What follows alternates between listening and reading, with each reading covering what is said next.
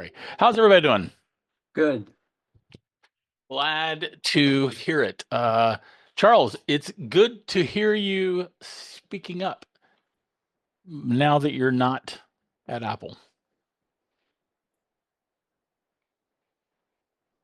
Okay. So It's lovely to give opinions again. I can only imagine. All right.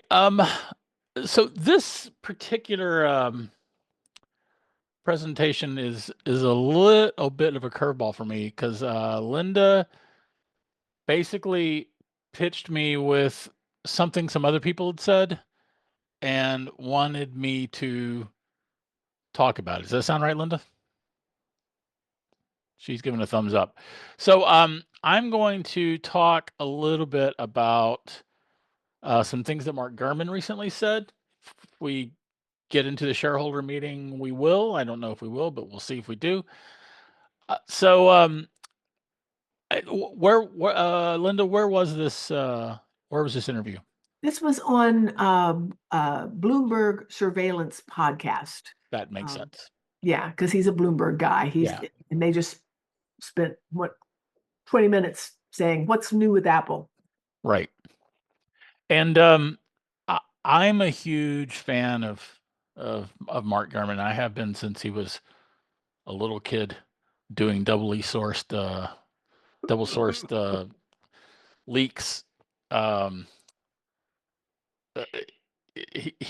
He has been an amazing journalist all this time, and I love the kid. Although he's a grown adult now, but anyway, whatever. The point is, I think he's awesome. He talked about robots. So it's interesting that when Linda was recapping the rumors, she mentioned the HomePod with an iPad screen, right? And that's how I've always heard that device pitched myself, is a HomePod with an iPad. And I have been struggling to find the use case or even the care case about such a product. But Mark Gurman essentially turned that on its head, at least for me. Let me see. Let me find the part. He said he referred to that device as a robot, not a HomePod with a screen. So he said, okay, robotics, that's going to be a big endeavor, a tabletop robot, right? It's a robot. Yeah, so it's a smart home hub, a big iPad-like display on a robotic arm that moves around on your desk and has a personality, right? It's like a companion in your workspace. That, to me, is much more interesting than a HomePod with a display. I'm not saying that I need one. I also don't need these. I've got them, but I don't need them. I am saying that I'm very interested in that from the standpoint of, okay, robotics will obviously be a big part of our future as a race. And assuming that civilization doesn't fall in the next, like 6 to 24 months, I feel like this, it's impossible to understate how big robotics will be. And I'm fairly confident that the folks at Apple are a little bit smarter than me, and they are probably very well aware of this too. And I am frankly sure that they are investing some significant sums in developing robotics. And robotics can definitely take multiple forms. As an entry-level device, as an entry level to the market, having a device with HomePod quality speakers and an iPad display that can generate probably, you know, some kind of face. I'm sure it'll have some kind of face if it's going to be a robot. And putting that on a robotic arm, that could be something that is super fun, super interesting, and much more than just a gimmick, I think. Yes, Linda. Why? I mean, what is this thing going to do for me? Maybe I have no imagination here, but I'm like, I would want this. Why? Well, that's a good question. I assume, but my bias is that if Apple releases it, it will do something that at least some of us want. Okay, and I don't necessarily know what that thing is. What I was thinking of, in all seriousness, is having a companion while I'm working. That's what turned. So the two things that turned this around in my head on a dime when I read this today is the calling it a robot and then calling it a companion. And I also I live alone. I'm currently not dating. I know that I am not alone in that. You know, loneliness is an epidemic in this country and certainly in Japan. And matter of fact, this could well be intended much more for the Japanese market than the US market. But I feel like a lot of people would love to have a companion. And I feel like Apple can probably introduce a companion to market in a way that makes a lot more sense than anybody else. What's on your mind, Linda? Um, well, the first thought that comes to my mind is, okay, I obviously don't live alone. I live with this guy here. So do each of us get our own robot, or I mean, I'm just having a little bit. Can I tell it to put the dishes in the dishwasher? Probably. No, apparently it will not do the dishes, according to that brief little interview when Gurman was talking about this. The I idea of a robot that sits on your desk and can't leave it is odd. Well, I suspect that that's because you're thinking of a robot in terms of bleep blorp bleep blorp, and I'm Yeah. going to go do stuff. You have to, first of all, any company has to start this somewhere, and I think that everything that we've seen from every other company, you know, showing crap at CES, Yeah. that it's always been somewhere between a, you know, frankly a death machine and a gimmick. And I feel like Apple can probably breach that use, give us something. So really, I think it'll depend on what it can do. Yeah. So yeah, it can play music, sure. Um, it can give us information. It can follow us with its, you know, its eyes. I think as a starting point, that could make sense. Again, I know that I would love to have a companion here while I'm working. Okay. All right. Okay. I mean, it's one of I never know what Apple's going to do until they release it and show what they can do. So there is that. And usually it's like, I think, I hear about this and I go, I don't want a phone from Apple, you know. I've thought that about this device from the get-go until this interview. Okay. All right. Yeah. I like the idea of having a HomePod with a screen. That's how it's always been pitched. It's always been pitched as a HomePod with a screen. Period. Right. I, who cares? Great, yay! Yeah. You know, but this something with personality with a robotic arm that could be fun. Yeah. For personal, even possibly emotional interaction. Yeah. Hmm. Of course, Yeah. you know that's That's kind of interesting because, golly, Apple is. How old is Siri now? 12 years old? I don't know. 13 years old? Jeff and I were just talking about this on the context machine, and I already forgot. Siri announced. Yeah. Thanks, Siri. That's great. What did she say? She told me something that didn't help. Just when 2011, so it's 14 years old now. Wow. It's been a long time since it's gotten any better. So it would be for Apple to give us a robot companion device with personality. Seems like they're going to need to get something going with Siri. Yeah, that's all supposed to fit together with the super personal Siri ability that's been delayed out to next year. Right. That would absolutely make sense. I would expect this to utterly depend on that. Yeah, I believe Gurman stated on a later interview that this device is completely dependent upon that. Interesting. And that makes sense to me. So,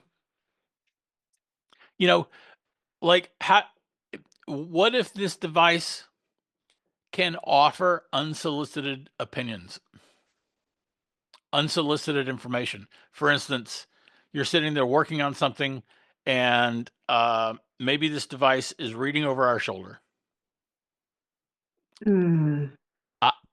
I am okay with Apple doing that. I'm not okay with anybody else doing that.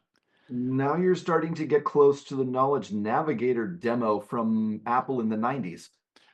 Yes. Yes, even though, everyone wants to pretend that that didn't ever happen. Yes.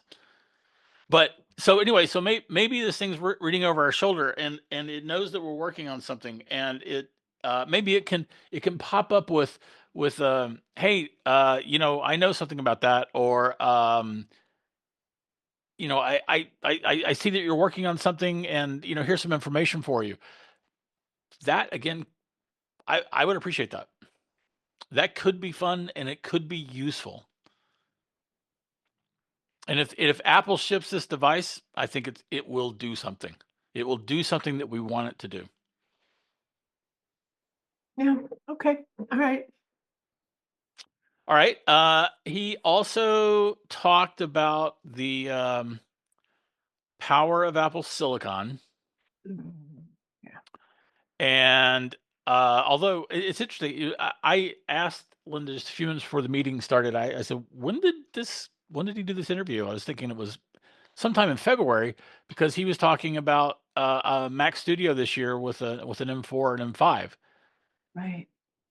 He did this interview after Apple announced the new M Studio with an M3. Okay. So I don't know. I imagine that was a live interview and it wasn't like taped 3 weeks ago. So I don't know what I'm missing from the context from that. But I was surprised that Apple would release an M3 Ultra device at this point, rather than either waiting until they could do the M4 or just actually doing the M4 Ultra. But it does seem like it's a significant improvement over the M2 and the M1. It's funny. I do have the original Mac Studio that's maxed out, and I immediately went looking for my trade-in value. They were offering me $1,200 for this thing. They're selling it for 30. They're selling my machine, my exact machine, refurbished, that they offered me $1,200 for. They're selling that for $39.75. Oh my. That's a delta, a big enough delta to bother selling it directly myself. But anyway, that's beside the point. I don't need it. I don't need it. I want it, but I don't need it.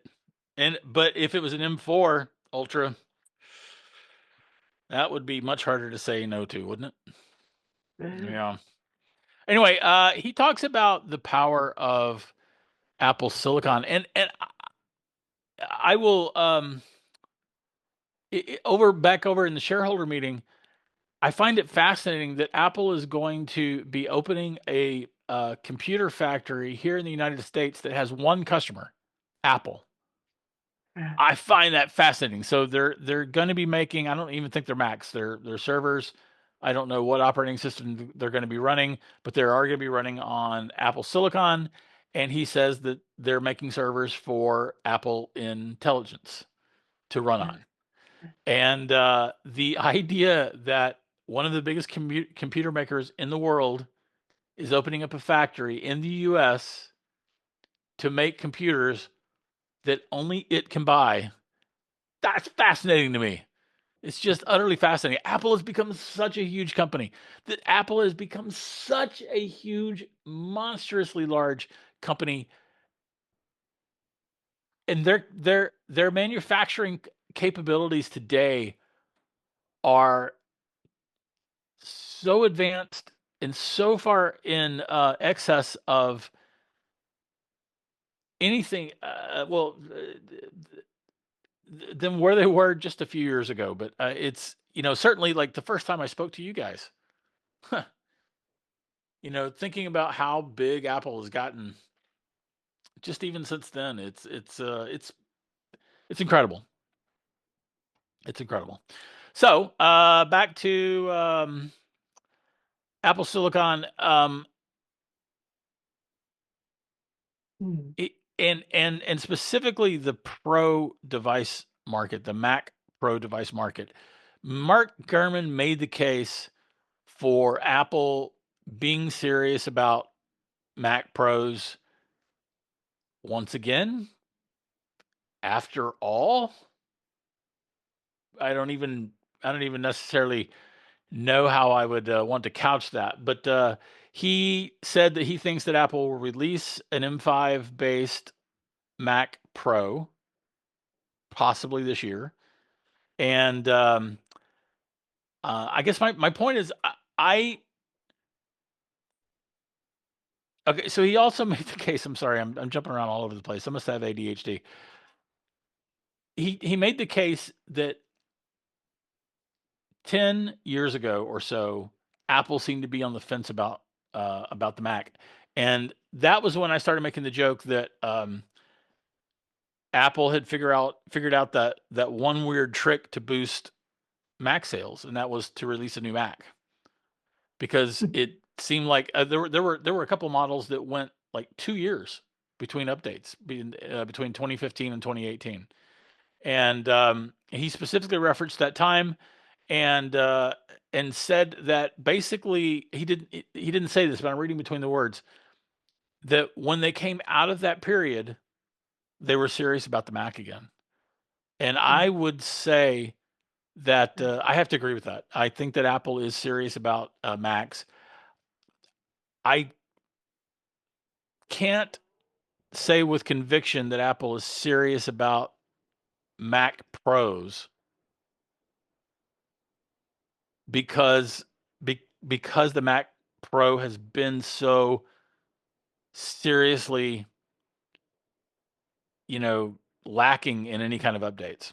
But he says one's coming, and if one's coming, then it could in fact be terrific. And um, I could even get on board with the idea that Apple actually does care about the pro market. But how much of a pro market in this case is there, since we're essentially talking about a full-size tower with PCI slots? That is its only reason to exist. How many people out there would actually, how many companies out there would actually have a viable PCI card to go in such a thing? Well, I mean, right now, golly, I don't know. I, there are demands for PCI towered PCs. There is a demand for that. There is a market for those, and Apple has largely seeded that market. Is that like advertising agencies? I guess two questions. One is that like I mean, who is the market? Is it advertising agencies or people who are doing I don't know, making commercials Yeah. or making films, video. Commercials, movies, big image manipulation, scientists, Yeah. data people. Yeah. Certainly, I mean, big data mining is becoming ever more thing, right? I mean, if anything, that market is exploding. And I should think that a Mac Pro could well address that part of the market. The reality is, like, I found it very frustrating for a very long time that Apple basically was crapping on the pro market that had largely kept the company alive at one point. And and this is why Tim Cook is CEO. This is the only reason why Tim Cook is CEO and I'm not. But he clearly decided at some point that that market really wasn't worth addressing. Yeah. And then they apparently decided, well, they're kind of worth addressing. So we'll do this excellent iMac. We'll do hey, you know what? We'll go ahead, we'll make a Mac Mini that's pretty good. All right, we're going to make some Mac Pros that are MacBook Pros that are also really good. And then of course the Mac Studio. The Mac Studio will handle most of what we would call pro use, I think, today. But there are people who need the expandability and the power of a powerful tower. And I think they're worth servicing, even if Apple doesn't make a lot of money on them. Does could dumb question perhaps, but could something that powerful allow somebody to run their own AI kind of thing? Or is Sure. that just not okay? If they had some reason for not using a Chat GPT or Google's Well, what's I, the I Anthropic. there are already models that can be used locally, Right. and I should think I think it's obvious that there will be as computing power and continues to increase, and as our how we're using them as uh, as people continue to use these models continues to evolve, there should be an, a massively growing market for for providing models that can be downloaded and used locally, and for providing the hardware that can do that. Right. Okay. So anyway, there's we've already gotten several new Macs. We got the Mac Studio, we got the MacBook Air. He says a new MacBook Pro will be coming in November. He pointed out that they've been new in November regularly. So it's probably a pretty good time to be a Mac user. Oh, plus also Apple, it's not for nothing, but Apple's year-over-year sales grew 15%. And but considering Apple's issues in China, I think that Apple is not going to, scoff at 15% growth in Mac sales. Yeah. Yeah. So, I think almost everybody here is on a Mac. Oh yeah. So, well, as opposed to their iPhone or iPad. I think that, of course, we're all elderly, so maybe we don't represent the future so much, but yeah, the Mac is important to us, so yay. All right. What else, Linda, did you want to talk about that Mr. Gurman talked about? How about the succession? Oh yeah, that's right. So I'm going to quote a little bit from him. He was asked about Tim Cook and who's going to replace him, and he said that quote, he's been on the jobs in the job since 2011, so that is what, 14 years now. He's going to be pushing 65 next year. But then you have Jamie Dimon. He's in his late 60s. You've got Iger, who is Bob Iger, the CEO of Disney, who is almost going to be in his mid 70s. He said there's a universe where Tim Cook could stick around that long. He thinks he's got 3 to 7 years. He noted very specifically, and this is the part that I thought was interesting. He said that Apple's management team, they're all going to be in their mid 60s, or they're going to be in their mid 60s and late 60s by the time Tim Cook retires. I mean, it's been fascinating how stable the um, the C-suite has been at Apple. It's absolutely been fascinating, and that's a testament to something that Tim's doing right. Yeah. But at the same time,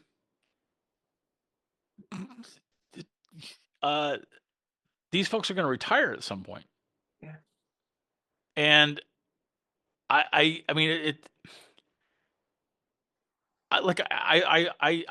I am positive that Tim Cook is thinking about his own succession and also the succession of um his direct reports. Right. And so my question is he going to start phasing people out? He's going to, like, who wants to go first? Okay, you can go, but you can't, because I don't have anyone to replace you. I mean, is he going to do that, or is it going to be, is everybody going to up and quit one day, and Apple's basically under a new generation of management? And And he just replaced the CFO, just retired, Luca. Now I don't know how old Luca was. And I don't know. he was not the oldest. Yeah, No. but he's been replaced by I want to say a young kid, from our perspective, right? So that maybe, I mean, that's a thought. The other thing is, when Al Gore went off the board, it was something, if I remember correctly, that they said something about the board has a rule that you must retire at 65. It is the same reason Art Levinson left. Okay. So if that's the case, and Tim is how old? Um, 60. I think he's so Garmin said he's going to be pushing 65 next year. So he's 64, 63 All right. Now at this moment. that's going to be interesting, because are they going to make an exception for him? Because he's how, I don't know how Well, it's going to work. there's the board and then there's executives. Right. So I mean, Phil Schiller is still kicking around, and Right. he's got to be 70 now, right? I would think, yeah. Yeah, he's an emeritus at this point. How old is Phil Schiller? Oh God, I'm sorry, Phil. My apologies. He's 64. All right. Okay. So on the Huh. other hand, so I don't think Schiller has any direct responsibilities. Yeah, he kind of just, he's listed on the executive page. I know that. I was over there looking for something. So he's basically taken on the role of Elder advisor. the CEO, the old CEO of Chia Day, who would offer up advice Yeah. on stuff. Yeah, that makes sense. Anyway, the point is that we know that Tim Cook is very careful about everything he does. We know that he is very considered. His words are always very well considered.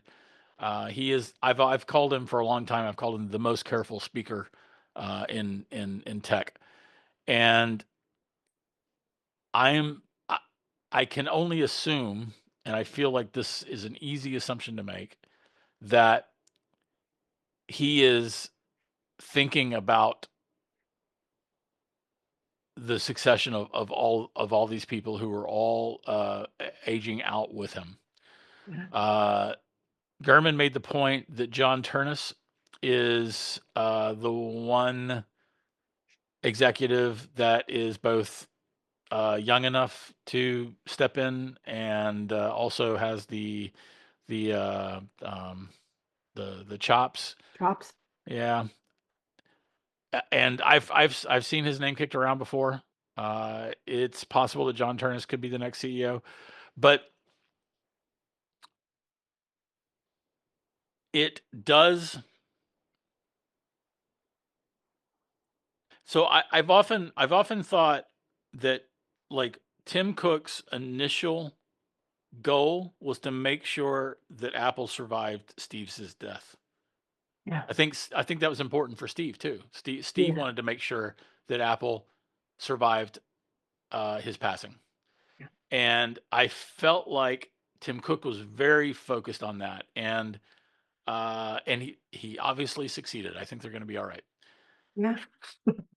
Um,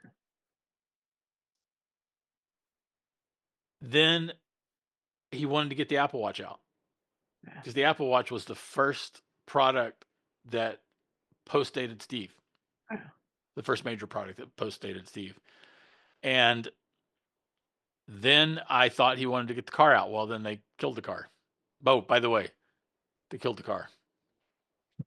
But the car was real. The car, they were working on the car. I wasn't wrong about that.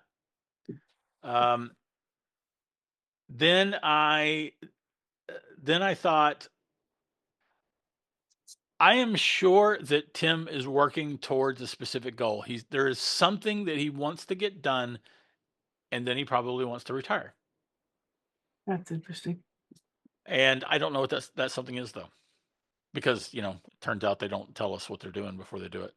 Robot.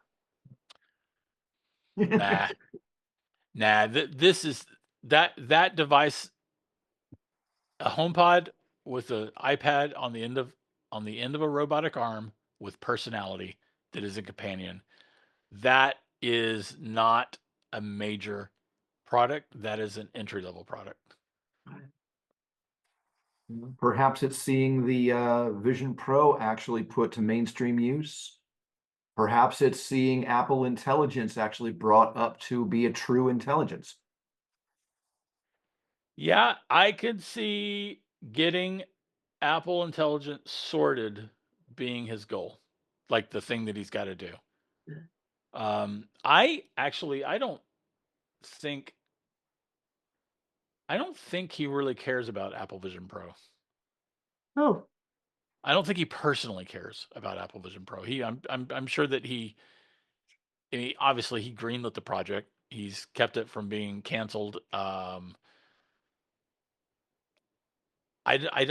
don't think that he's running around with his Apple Vision Pro all the time, and like he can't wait to get home to get to his Apple Vision Pro. Okay. I don't necessarily have any data. I don't have any data to back that up, but I've never got the impression from anything that he said or done, any of the presentations on this device, I've never gotten the impression that he cares about it personally. Wow. So, what else do we have? We should probably talk about the annual meeting, given where we are in time. Right. I found it very interesting that Apple got a little pushback on AI and the integrity of the data that is being things are being trained on. I also found it interesting that when he talked about that, he said absolutely nothing. He said absolutely nothing. He was a little more forthcoming on his comments about DEI, which Apple actually calls the diversity, And equity and inclusion, right? yeah, I think that's right. Yeah, they don't use the DEI brand. Um, he was a little more direct about that. He wasn't quite as direct as he was back when it was a number of years ago, many years before the pandemic, and the PPR, is that right? Yeah. Okay. The NCPPR, the National Coalition of the The Poothers. National Center for Public Policy Research. Yes, those trolls. They were pushing Apple to stop caring about the environment. They were just like hot and bothered to get Apple to stop caring about the environment, to stop thinking about the environment, to stop putting any effort into the environment, and they just were hot and bothered about that. And there was a shareholder proposal at that point that was soundly rejected by the shareholders, and Tim Cook got angry, and like I was in an overflow room at One Infinite Loop, or not One Infinite Loop, but on Infinite Loop, and I remember sort of like, whoa, sitting up. It's like he's getting mad. I mean, Tim Cook, he's careful, right? We were just talking about the fact that he's careful about everything he says.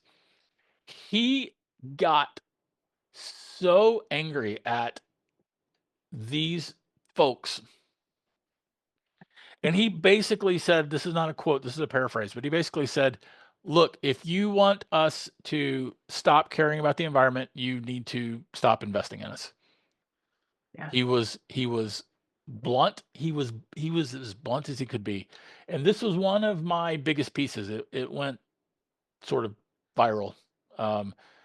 And I called the NCPPR a right-wing front, and they took exception, and they were demanding that I change that. And I told them, no, I'm not going to. I'm not going to change that. But anyway, these same people are still at it. They're now, today's bandwagon is getting Apple to drop DEI stuff. 97% of shareholders rejected that and basically said, leave Apple alone. And he was a little less direct. I wanted to see. Let me get The statement. Yeah, let me get that statement. Um,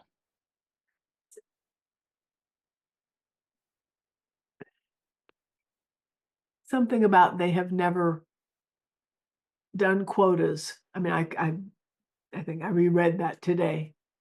Yeah. Yeah, but inclusion, getting ideas from Yeah, diverse. we've never had quotas or targets at Apple. Our strength has always come from hiring the very best people and then providing a culture of collaboration, one where people with diverse backgrounds and perspectives come together to innovate and create something magical for our users time and time again. Yeah. Our unique culture enables us to create the best products and services in the world. Then he said, now, as the legal landscape around these issues evolves, we may need to make some changes to comply, but our North Star of dignity and respect for everyone and our work to that end will never waver. That, to me, is not the full-throated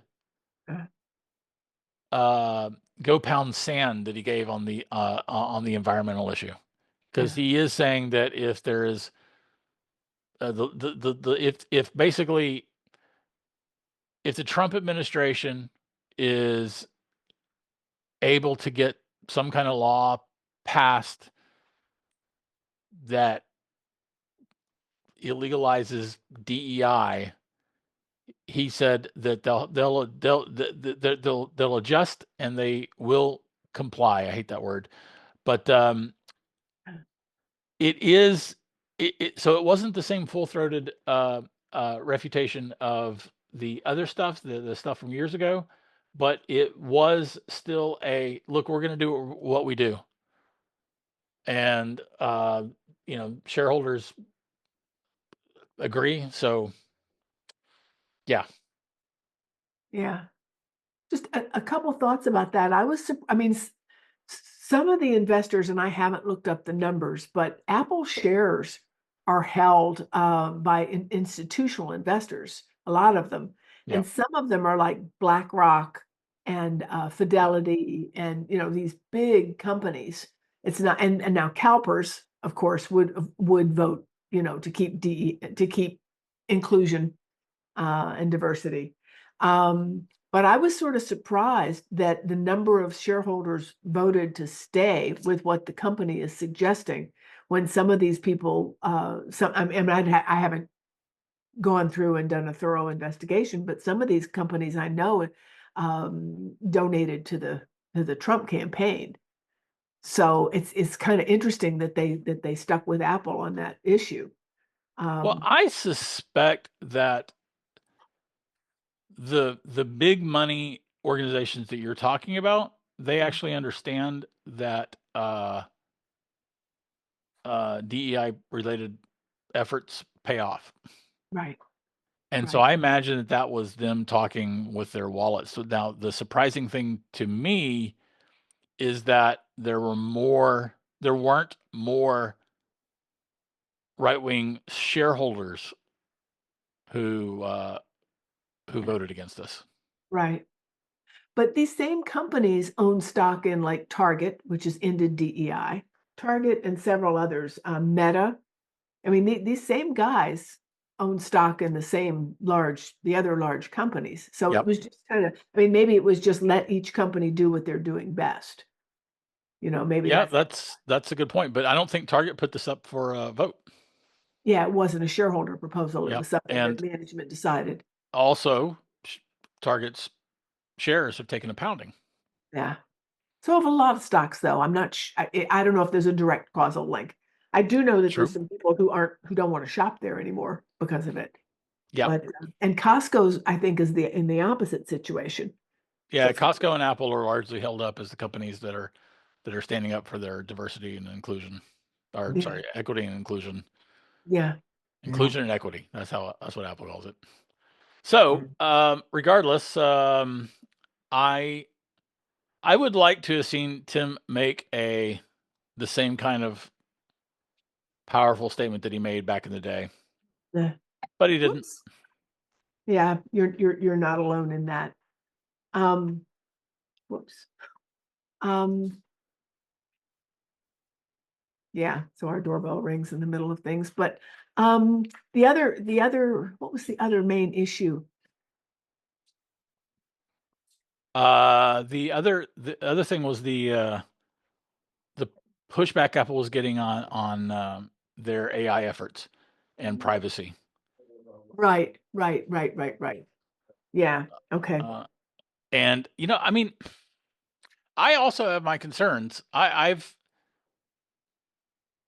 hate Apple working with OpenAI, which is a company I think has plundered Yeah. creators and everybody that it could, and is trying to profit from it. I hate that with a passion, and I don't like that Apple is working with them.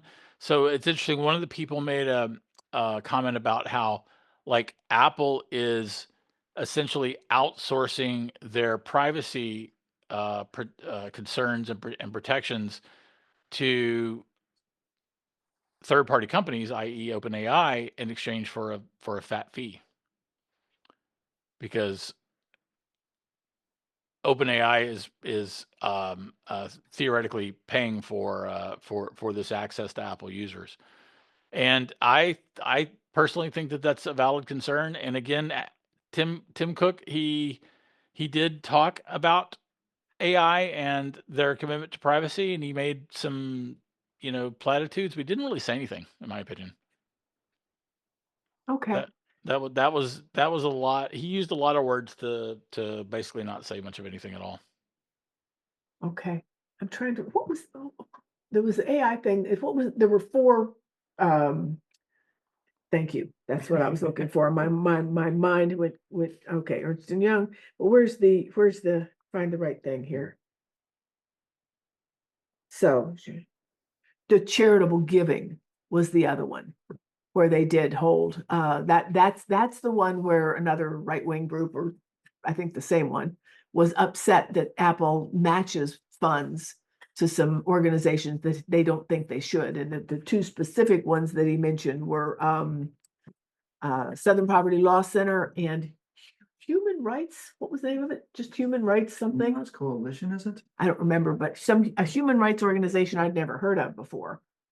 but it's because Apple does a thing where if an employee gives money to the Red Cross or any number of other organizations, and there's a wide Benevity actually is the organization that checks out these organizations to make sure they're, real charities. This was another right-wing group that was like, no, you shouldn't give money to Yeah, Southern it's the Poverty Law. American Family Association. Is that who they are? Yes. That's the one who did the proposal? Charitable giving? Yes. Okay, it doesn't say here on your thing, Charles. I'll have Okay, that momentarily. yeah. So that was the other, I thought controversial thing. I guess yeah, I'm not sure I even remember exactly what the AI thing was, but to your point, so Bryan, I thought that when I go to ChatGPT, I go to Siri and I say, tell me about X. And it says, do you want me to ask ChatGPT? And I say yes or no. I thought if I say yes, that Apple anonymized that information because I'm going through my Mac and because I don't have an individual account with ChatGPT. That is correct, is it not? That's correct. Okay. Okay. So but the model was trained on stolen data. right, I know that. All of it. All of it was. Not only ChatGPT, but everybody else who's got a model out there, right? They just basically scraped the net across the board. Well, yeah, to be fair, there are some companies that have licensed their users' content. Right. Like there's I forget the name of the company now, but it was an old photo sharing platform. Right. And they had millions and millions of photos. No one used it anymore. Right. But this company said, "Oh, wait a minute, we can sell this." Right. They did that without asking permission of their users and without compensating their users. Right. And Reddit did the same thing. Right. Twitter has Twitter's just plundering its users for Grok, which is Twitter's AI engine. Okay. But the point is that even when a lot of this content is licensed properly, and I do believe that everything Apple has used has been licensed. Okay. But the companies that are licensing that data may well have the rights to do it, but I don't think they have the moral rights to do it because they're not asking for permission. They're not asking for. They're not offering compensation. And Yeah. that's just a huge problem for me. Yeah, I understand. And they are getting sued on that, but I know the New York Times is suing them. Yes. So I don't know who all else. I think that's not the only place, but okay. So Charles, what were you? Sorry, you were wanting something specific. It was something about one of the proposals, but I think I may have it. So what was the proposal about AI? Because I don't even remember that. Yeah, Executive. AI, what to do? Report on the source Oh, and that's the what it was. practices for gathering information for the AI models. That's what it was. Yeah, I've voted for that, but I think I was voted down. Yeah, because none of the other share proposals went Yeah. down. The Yeah.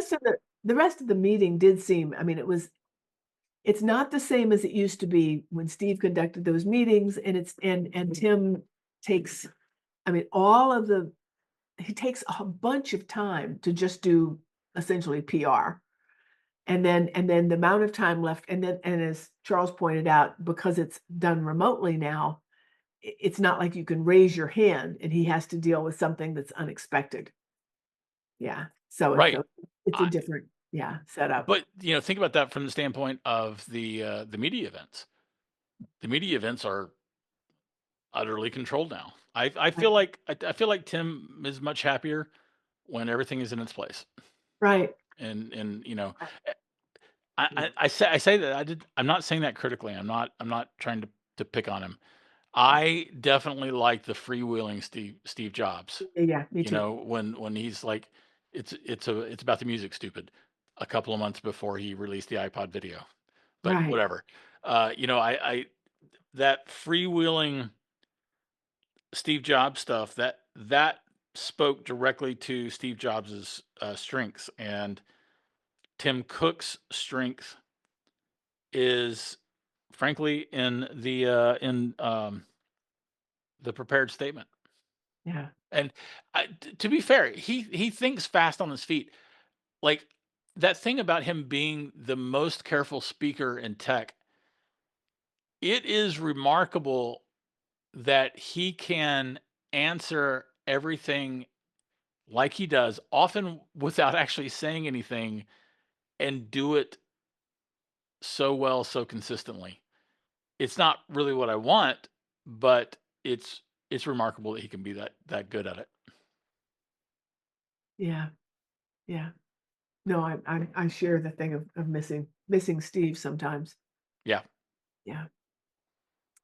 So, okay. Oh, we're actually over time a little bit, but no, I noticed Charles and I are in the middle of all this and everybody else is quiet. And I'm just wondering if other people have questions, guys.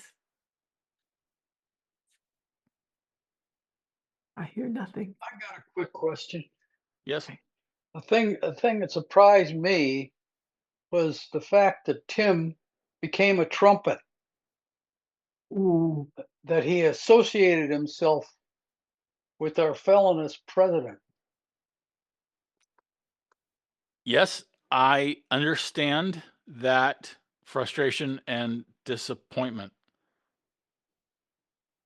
Yeah, Mhm. me too. I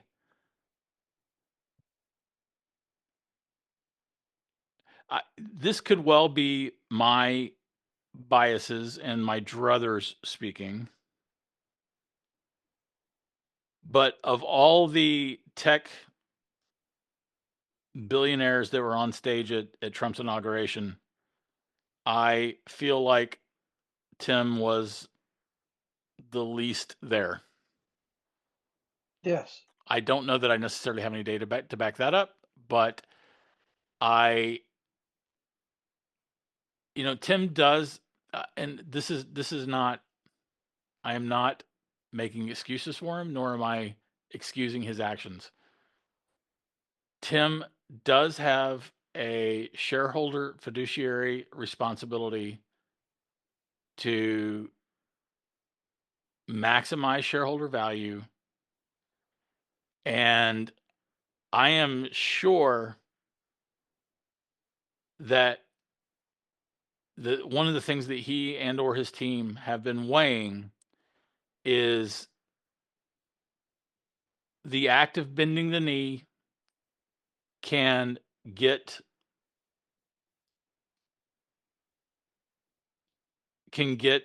Trump to not impose tariffs on his company's products.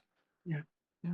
And I would not. Well, yeah, I would actually love to be in that situation because I would definitely have strong words and I would probably be fired as a CEO. But I don't envy him being in that position. Yeah. I am glad that he hasn't done more, that Apple hasn't done more. Like I felt like it was Tim who gave $1 million of his dollars to Trump's inauguration rather than Apple. Yeah. Rather than Apple. Apple gave no money, Yeah. right? I think that's And important. I am I also didn't know sure that. Yeah. Yeah. I want to say, I just want to underline, I mean, you basically said it, but I do want to underline, Barry, for you that Apple is caught between a rock and a hard place here. Because if they impose tariffs, I mean, that was, in my view anyway, that was the reason for the 500 million um, uh, worth of business that they're doing. I Go ahead. disagree. You disagree. Okay, well, that happened the day before the annual meeting. And so I think that timing, I mean, because I'm guessing that Tim would have had a sense that the DEI thing would not have passed. And they knew that, and Trump did come out and say, Apple should do it in all caps in his quote, true social unquote thing, so he did come out and protest that. But the day before, Tim met with him and for 45 minutes and said, hey, we're going to do this $500 million investment. So he did the investment, and then this happened.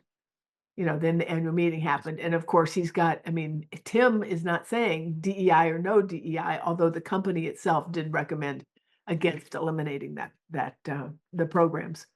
It's 500 billion, isn't it? But yes, 500 billion. Yes. Yeah. I think that that investment plan has been in the works for months, if not a year or two. I agree, but I'm just saying that was announced the day before. He went in and he met with Trump for 45 minutes. It was announced, and then there was the annual meeting. Right, that's fair. So in that light, it could well have been the fake bone to throw to the president. Yeah. Yeah. The timing. Yeah. So, Also keep as part of that, though, statements directly from Tim. On the one hand, he says, always engage, right. always keep the channels open for discussion. And also, the work is about the policy, not the politics. Yeah, that's his stance. So, which is given he's got a hell of a responsibility. So. Yep. And So. it's funny, he's created so much wealth from the standpoint of shareholders for Apple. Yeah. And he was probably one of the least rich CEOs on that stage. Yeah. I wonder what he thinks about that. I wonder if he chafes at that. The founders, the CEOs who are founders, Right, that's true. typically do better. And he is one of the few non-founders that is a billionaire.